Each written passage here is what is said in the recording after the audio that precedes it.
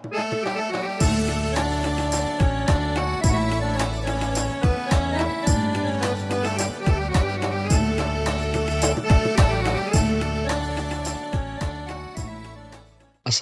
warahmatullahi wabarakatuh. Balik pula dengan Haha di belajar tentang kincai. Kali ini Haha untuk bahas tentang sejarah kincai versi Wikipedia. Kita langsung baik. Berdasarkan catatan Cina mengatakan kalau ada sebuah negeri yang bernama Koying, yang tegak pada abad 2 sebelum Masehi dan terletak di sebuah dataran tinggi dan memiliki gunung apai. Banyak ahli ngata kalau Koying identik dengan dataran tinggi kincai. Abad 14 Masehi, Kerajaan Damastraya mulai menetapkan undang-undang kepada para kepala suku atau luhah ke setiap dusun ke seluruh bumi Kurinci. Kepala suku tersebut dikenal dengan Adipati, sebagaimana dalam kitab Undang-Undang Tanjung Tanah. Menurut Uli Kozok, negeri Kurinci atau Kerinci tidak sepenuhnya di bawah kendali Damastraya. Para Adipati tetap ada hak penuh atas kekuasaannya. Penetapan undang-undang dikarenakan kerajaan Damastraya untuk menguasai perdagangan emas yang saat itu melimpah ruah ke bumi Kerinci. Abad 15 Masehi, Kerajaan Jambi mulai memegang kendali atas para depati-depati di bumi Kerinci. Kerajaan Jambi yang ada ke tanah pilih atau kota Jambi Menen menunjuk Pangeran Temenggung Keboli Bukit sebagai wakil kerajaan Jambi di wilayah hulu yang berpusat ke Maruma Sumai untuk mengontrol dan mengendalikan para depati di Kerinci Rendah dan Kerinci Tinggi. Para depati yang dulunya terpisah dalam sebuah kampung atau kelompok kecil disatukan dalam pemerintahan yang dibenak oleh Kerajaan Jambi. Pemerintahan ini dikenal dengan Pemerintahan Depati 4 yang berpusat ke Sanggaran Agung.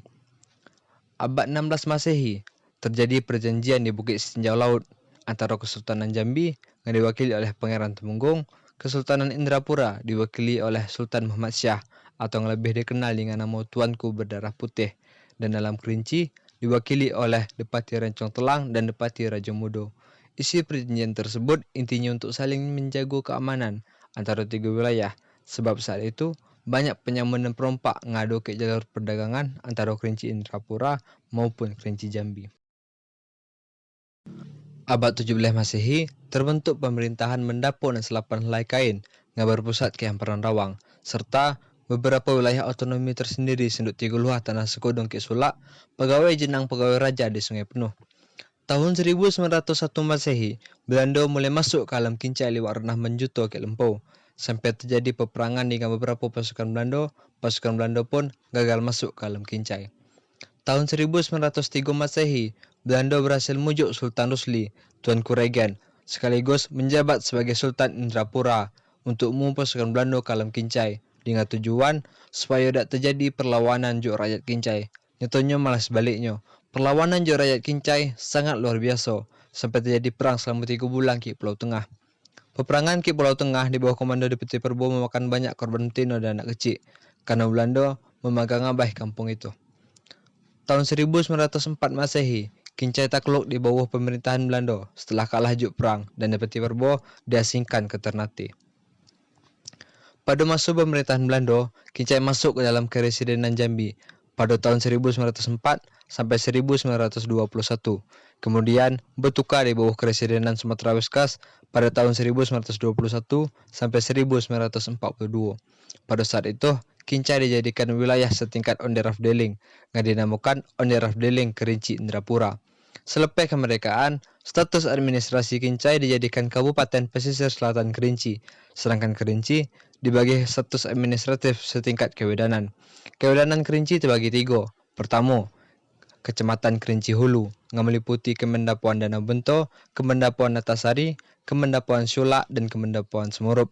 Kedua, Kecamatan Kerinci Tengah yang meliputi Kemendapuan Depati 7, Kemendapuan Kemantan, Kemendapuan Rawang, Kemendapuan Sungai Tutung, Kemendapuan Limu Dusun, Kemendapuan Penawar, Kemendapuan Hyang, dan Kemendapuan Keliling Danau.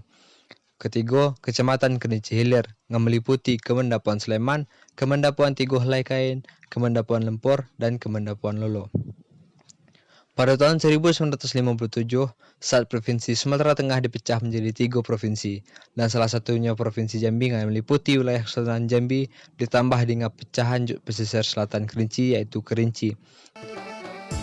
Nah, Jadi tahu kan asal mula terbentuknya Kincai dan sebab Kincai berpindah provinsi juk bagian Sumatera Barat sampai jadi bagian juk provinsi Jambi.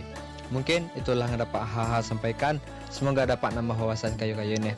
Kalau kayu-kayu ini suka dengan video ini, tolong bantu subscribe, like, dan jangan lupa follow untuk share ke ganti kayu supaya hal lebih semangat follow untuk ganti kayu-kayu ini dalam belajar tentang Kincai. Oke.